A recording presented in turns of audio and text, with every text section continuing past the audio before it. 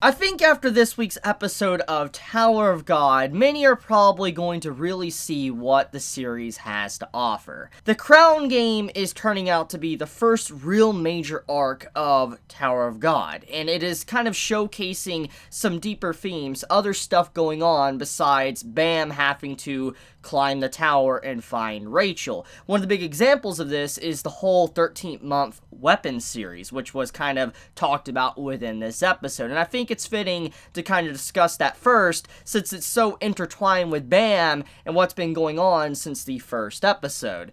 So, as we all know, when Tower of God's first episode aired, we knew the weapon was incredibly strong. We were fully aware of this already. We knew that it had like a spirit entity inside of it. We don't know exactly what it is. We don't know if it is the spirit of like someone dead, just a creation, a man-made creation. We don't know if it's someone trapped inside of it. We really don't know exactly what the Black March is. We just knew it was a very special weapon, and we knew it was very selective on who it would allow to use it in terms of its power. And the reason why it never showed Yuri its actual, awakening, like when it actually used its power, was because she actually likes cute boys instead of being with just, Yuri or one of the princesses of Zahad. So everything kind of made sense. Like, we knew exactly what was going on there, but we didn't really know the true scope of just how crazy this weapon was. Black March and what it really has to offer, and how lucky Bam is to even be able to hold such a weapon. So let's look at that. So one of the big things that we need to take note of is that apparently for the name being called the 13th month series,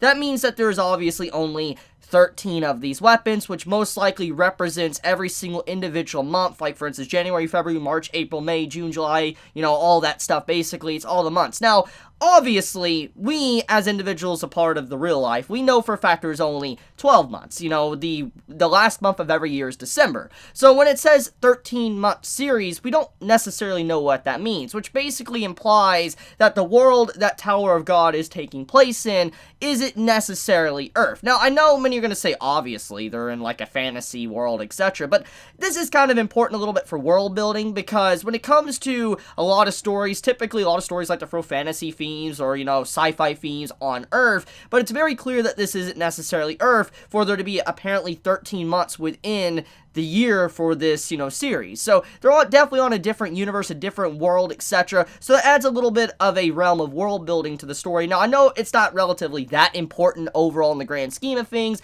but it does add a little bit more context to the world and just probably how long the year is, every single year. But another little detail too is that every single weapon is called after a month, but also a color. For instance, Black March and Green April. So there's obviously a very distinct theme when it comes to what these weapons are called. Now, another little detail to kind of look at is that each individuals that actually hold on to these weapons are very color-coded. Example, let's look at Yuri and Black March. When you look at Yuri and Black March, the color code of Black March perfectly fits with her. It's red and black, or mainly black with the red symbol of whatever that is. For instance, most likely Zahad or whatever. But the point is that the weapons are definitely color matched. When you look at Green April, you can see that Anak, it perfectly suits her. She's like a green lizard girl, and so when you look at Green April, it perfectly is themed with her. And like I said, when it comes to Black March, it perfectly is themed with Yuri. But it doesn't just stop there. When you look at Black March, it also is themed with Bam as well, because he's called the Black Turtle by Rock himself. So when you look at all these little details, the weapons are color themed,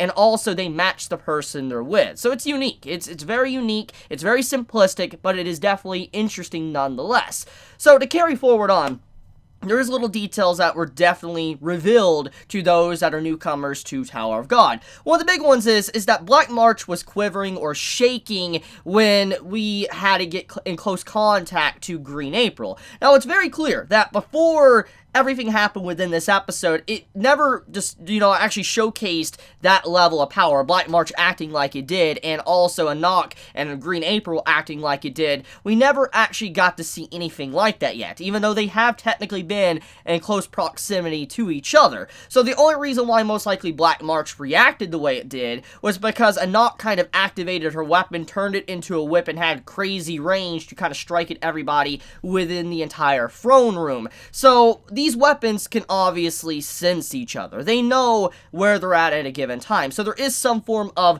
link with these weapons, either a detector like radar, spiritual link. You don't really know what it is, but overall these weapons do know if there is another one around. And we don't really know what Black March was actually trying to do in that given moment. We don't know if it was trying to pick a fight with the user of Green April, or if it wanted to see Green April. We don't really necessarily know, or if there's just a history between these two different weapons, because we know that Black March has, you know, a spirit inside of it. So you can safely assume that most likely these other weapons of the 13-month series probably is very similar to that regard. There might be some distinct differences, but they're probably similar to a certain extent, and there might be some form of entity living inside of a Nox weapon, Green April, and they were reacting to each other. So the Bleach references are definitely there. I think many can obviously see that. If you like Bleach, you like Zanpakuto, Bankais, etc., you can definitely see some correlations there. But okay, enough with that. The point is that the 13th month series does serve a purpose. It definitely shows that there is more going on within this world than just Bam wanting to climb the tower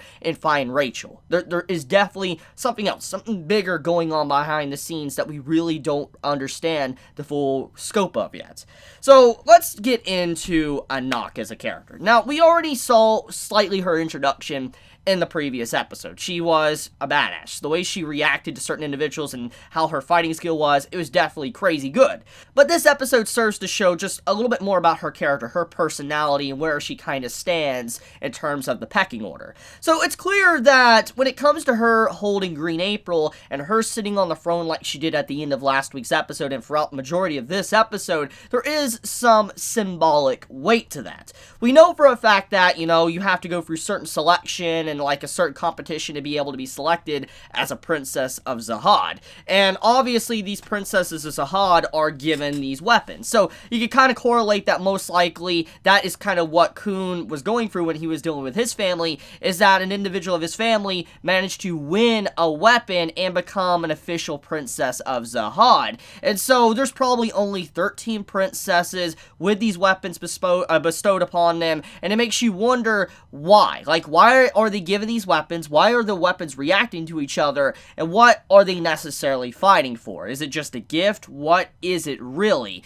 But on top of that too, when you see how Anak acts within the episode, she acts like she is of a higher status. The way she presents herself, she acts like she is kind of better. She was constantly throughout the episode, even though she's a very short character, she was looking down upon a lot of people throughout this episode. Maybe not as much her teammates, but she was looking down upon a lot of people. When she was sitting on top of the throne and just slinging her whip-like weapon of Green April, you know, she was kind of just giving everybody the side eye. She was looking at them as if they were inferior, which kind of shows a little bit more about her personality. There's definitely something going on. She has some trauma in the past. Whatever it may be, she has some form of issues that she is hiding and trying to work through for her to want to gain the Black March itself, which we now know that when it comes to these wielders, the princesses of Zahad, they definitely want to probably gain these weapons for some reason, because she said even to Bam, if Bam did not do the bet, she would straight up just like kill him after the whole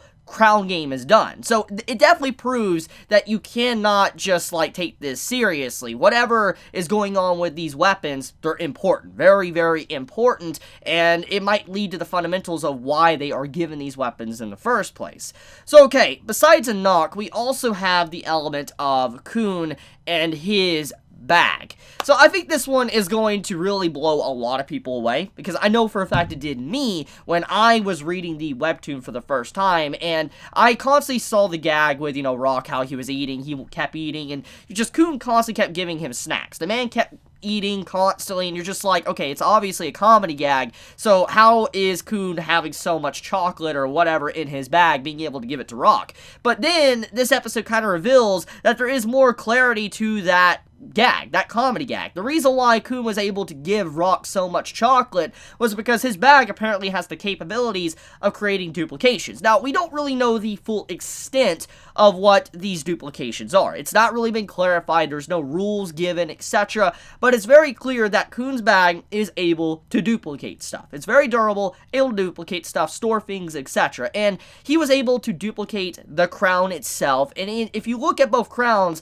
they look very similar. similar. They're pretty much carbon copies, which obviously what's a duplicate, that's what a duplicate is, but it's not the point. Usually there might be some form of discrepancy, and there could potentially be a discrepancy between the two crowns, but at this time we really don't know it. But for all we know is that it is a perfect replica, and Kun is able to actually replicate as many objects as he wants. For instance, how many times he duplicated the chocolate bar. So when you really think about it, the chocolate bar scenes that we've been constantly seeing throughout these past few episodes is actually just kind of been hinting at the true power of what Kun is actually capable of. So that's pretty cool, but it also makes you wonder, you know, can he technically replicate people? Can he replicate limbs? You know, I know many are going to start thinking that as well, because with his ability of kind of like duplication, could he do that to living objects, or is it objects that are not alive? I know many might start thinking about that as well. So I'll leave it at that for now. So let's shift over to the final sequence of the episode, which is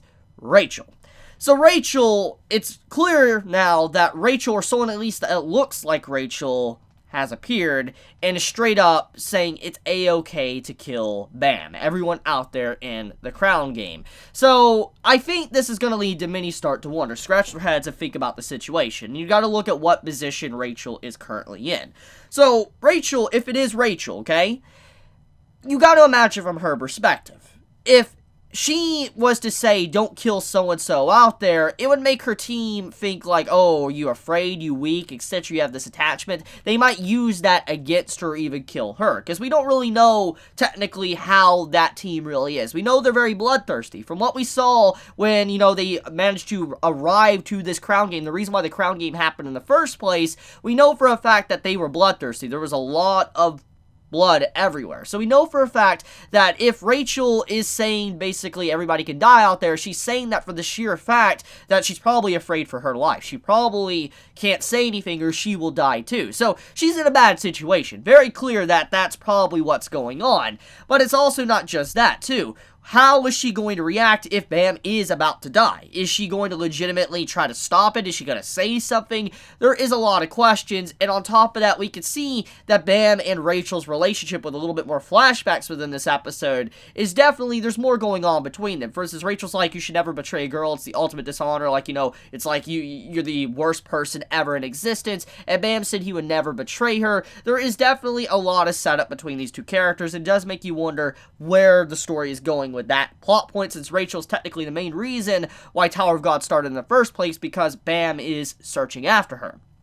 Okay, so, what we saw when it came to the, I guess you could say, energy beam or key that came out of the man that was laying in his burrito blanket. He demonstrated a level of power that I think is not necessarily surprising, because if you have watched a lot of anime and read a lot of manga, usually the characters that seem very off, or characters that sleep a lot or don't take things too seriously, are usually the very strong characters. So because of how the character's kind of been presented and how he kind of walked through the Shinzo wall in the previous episode, it's very apparent he's a strong man. He's definitely not a weakling by any means. He just loves his naps. The man has #mood. He just wants to sleep. So I'm not gonna really fault a man for that. So he is definitely strong. But we get our first real glimpse at some of the power systems of Tower of God, and I think this is where many are gonna get a little bit interested. They're like, okay, so how did he do that? So he shaped the energy or whatever to form a ki blast. Is it just as simplistic as that, or is everybody kind of capable of this? Now, I'm not gonna dive into the deets too much, because this will be revealed in due time. There's gonna be an episode very soon that's kind of gonna dive into the power system of Tower of God, so yeah, look forward to that. Honestly, it's one of my favorite moments of this section of the series. It's just learning about how the world works. And I think if you know me by now, you know I love world building and stuff. And you're going to get all your answers very soon, so do not worry about that. But I'm not going to dive into it now because spoiler reasons, etc. But his power is definitely not something you kind of shrug off. But it does say a lot about Green April and Anak to also be able to shrug that off as well without any damage. So I guess physically, mentally, she probably took some damage. She got a little bit angry and then started lashing out. But overall, his power is definitely something that's crazy, but Anak and Green April are very crazy too.